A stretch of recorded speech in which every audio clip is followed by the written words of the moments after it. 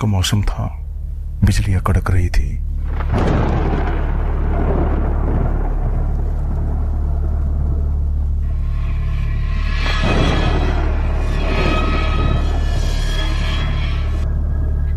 Rocky अपने घर में सोया हुआ था। रॉकी बहुत लालची था, इसलिए धोखा देना उसका स्वभाव बन चुका था। गलत तरीके से उसने बहुत पैसा कमा लिया था। उसने बहुत लोगों को सताया था, लेकिन उसने अपनी गलती कभी नहीं मानी। वह गहरी नींद में सो रहा था। अचानक उसका फोन रिंग हुआ।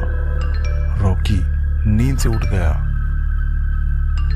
उसने फोन उठाया। यह फोन अननोन नंबर से आ रहा था।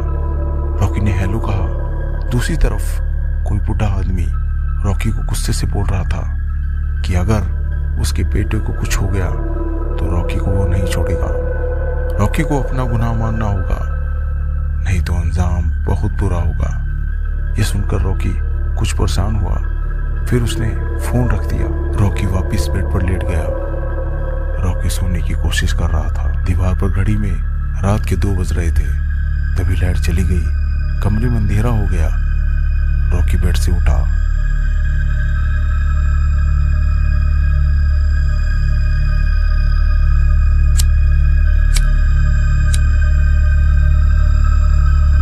रॉकी बालकनी में आया। वहां खड़े होकर देखने लगा। उसे घर के सामने एक धुंधली सी परछाई दिखी। उसे देखकर वो डर गया।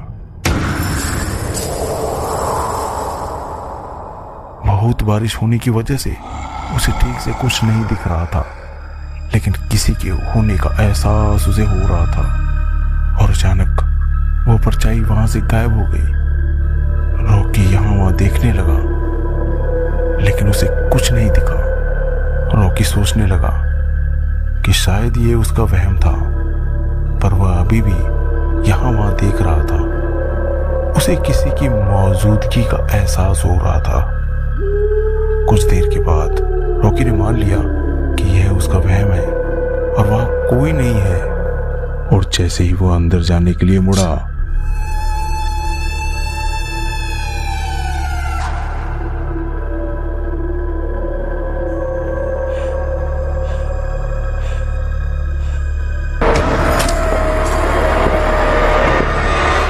उधर एक शमशान घाट में एक तांत्रिक एक बूढ़े से कह रहा था कि यक्षिनी ने अपना काम कर दिया है और जल्दी वो उसके बेटे का सारा पैसा लेकर यहाँ आ जाएगी।